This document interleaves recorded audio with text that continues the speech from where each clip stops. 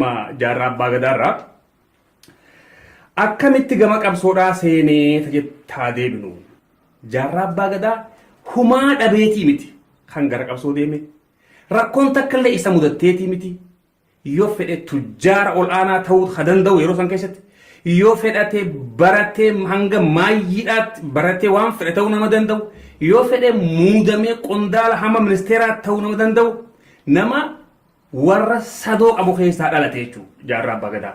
Kanaafuu waa takka rakkatee waa takkallee dhabeetii miti kan qabsootti idaame. Wanni idaamoo osoo hin ta'e wanni qabsoo uumuudhaaf gaara seeneef. Wanni inni ta'e akka gartee firii bishingaan tokko ooluu takka facaafte hundi bika takkaan bilchaatu tokko dura bilchaata. Akkasti nama dura dammaqe keessaa gaa kennaadhaas suni gamnummaa tajeetu tareefuu sanitti nu deebisti damma inni kun joollummaarraa kan ittiin guddatee fi akkasitti dammaquma isaatiin sabaaf laalachuudhaan ifuma isaatiif ka'ee muratee sadoo san dhiisee nama gaaratti seene waan ta'eef kanaatu adda isa godha. Abbuma 2 fi 3 yoo achi deebite gaafa lola calanqoo naannoon fugug jechuun hawaashii gadi naannoo raabaadooriidhaan bulu raabaadorii bultum jedhamti. Naannoo kana keessatti gaa eegamoo Oromoon naannoodhaatti if ciree mootummaa naannoodhaa qabaachuu ture Oromooni. Akkuma shanan gibeet akkuma leeqaa qeellamitti leeqaan akkamteetti akkuma warra gullallee walloo arsiis akkasitti harargee keessattis raabaadorii bultum mootummaa naannoo ta'an jedhamtutu jira. Mootummaa san keessatti Ibroo Shaxaa itti aanaa abbaa gadaati. Qondaalanii maqaajuun beekama aangoo jettuun beekama. Qondaalanii jechuun jecha kana ammatti nuti afaan Oromoo baranee keessatti Prime Minister jenneetiina maaliif qondaaltonni ministeerota gotaan qondaalanii Prime Minister muummicha ministeeraa jechuudha. Aangoo akkasii qaba nama lammaffaadhaa ture. Wadaa'ee galmoo Hormoosoo abbaa gadaa ture abbaa bokkuu ture. Kanaafuu Ibroo Shaxaa isatti aanee qondaalanii nama lammaffaa itti aanaa abbaa gadaa ture jechuudha. Kun akaakoo jaarraa abbaa gadaati. Namni kun lola calanqoo keessatti loluma guyyaa duraa keessatti bakka baga jedhamtu ta'ammallee waatti jejjaaru jira sanitti wadaa'ee Ibroo faadhaa wajjin nama achitti wareegame. Loluma guyyaa duraa keessatti. Kanaafuu goota akkasii ture jechuudha. Nama qaccee hambaa sirna gadaa harkaa qabu keessaa nama lamadaa ture lola diddaa gabrummaa hin gabbarru je'ee murtii guutuu lola keessatti lola guyyaa duraa keessatti nama calanqootti wareegame Ibroo Shaxaatu. Ilmi isaa Haamid Ibroo gaa eega Raas Mokonnin naannoo san dhuunfatee mootii naannoo sanii ta'ee biyya bulchuu nama lafaa ka'ee Raas Mokonnin hoggaa biyya santu dhuunfatu uummata warra du'arraa fi walitti qabee bulchuudhaafu rakkootti ta'e waan tureef namootuma uummanni beeku warra gartee goototii dursan ilmaan isaanii walitti qabee shuumuu ture. Fakkeenyaaf Orfoon warruma lola san keessatti wareegame Haaji Muummee Orfofaan beeytan gaa warra isaan fidanii shuuman jechuudha. Ilmaanuma jara sanii walitti qabne malee uummanni jala deemuu hin danda'u. Taajuu irraa kaanii jara kana walitti qaban. Haamid Ibroo nama bifa saniin shuumame waggaa ta'u Raas Mokonnin wajjin waggaa 2-3 eega dalageen booda lolli aduwaadhaa ka'e. Lolli aduwaadhaa ka'ee Raas Mokonnis waraana harargee keessaa qabu qabatee hoggaa gara aduwaadhaa duulu.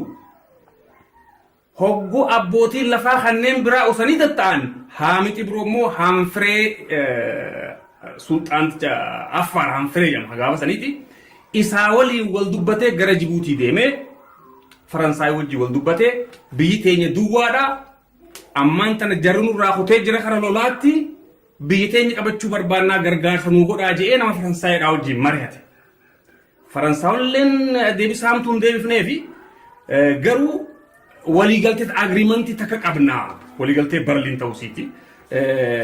Mootummaa Milikii wajjin lola kana haa eeynu inni nu lola kana irratti ni caphaa. Achiin booda immoo Xaaliyaan gad dhufee akka isin hin bulchine waan goonu ni goona ta'e jettuun abdii akkasii harkatee osoo Jibuuti jiruuti wanni eegamiin ta'e. Minilik lola san injifannaadhaan xumure. Kanaaf gaa amma agreement san diiguun hin danda'amu deebii jedhaniini hoggaa ol deebi'u immoo Raas Mokonnis galee taana harkateeti إبرو شطا غلافته ود حامد إبرو أجيس حامد إبرو دولة برا غرغلچنيت أجيسني جابت هنگما تيمما غوتو هرغي كيستما أواشي قد بكفيتي يو غافته حامد إبرو دولة برا غرغلچنيت أجيسني كن obvious بكا هندريت سيف منمو أكسي بيكما سبب خنان أجيفمي لالغا مرغا ساتي فرمچودان غوتا كسي توريچو حامد إبرو كن أخاخو جارب بغداد إبرو شاتا أبابو حامد إبرو أخاخو جركم غوتا تكناتي dhugaadhaa fi tooraalee baraa Maamid abbaan jaarraa abbaa gadaa nama nugusti Charles Laasidatti haalaan dhiyaatu nama indaraasee mootichaa ta'ee Harargee keessatti hafedhe shumee hafedhe buusee ifiifuu nugus Harargee tuhee nama jiraatu ture kana haaluu hin dandeenyu jaarraan ammoo tanfi tooraalee tanaan addammoo tasaa tootaalii wooma takkallee dhaanu tan abbaa isaatiif tasaa adda xurree kophaa saaqateeti deeme garam deeme xurree akaakoodhaa fi abaabuu isaa san deeme jechuun jaarraan gamas deeme tanaa fi waldiddaa isaa duraa kan godhatin abbaa isaati wajjin itti aanee Haayile Sillaasee wajjin sirnichaa wajjin inni xurree san saaqatee deeme eessaa waan akkasii fidee tarii abbaa isaa gubbaan tarkaanfateeti karaa akaakoo fi abaabuu isaa san dhaale kun jala murtii kiyya akkasittiin gilgaala'an bal'inaa waanii wajja haasa'eef jechuudha. Gaafaan CD sarraa maree dhufuu fi achi boodaas baroota akka qopheessuudhaaf hedduu bilbilaanis haasawaa waan turreef waaniin qoradhurraa wanni ani itti dhaqqabe jiraate akkamitti jaarraan xurree saniin bahuu danda'e hajuuf tokko sababni kananatti fakkaataan.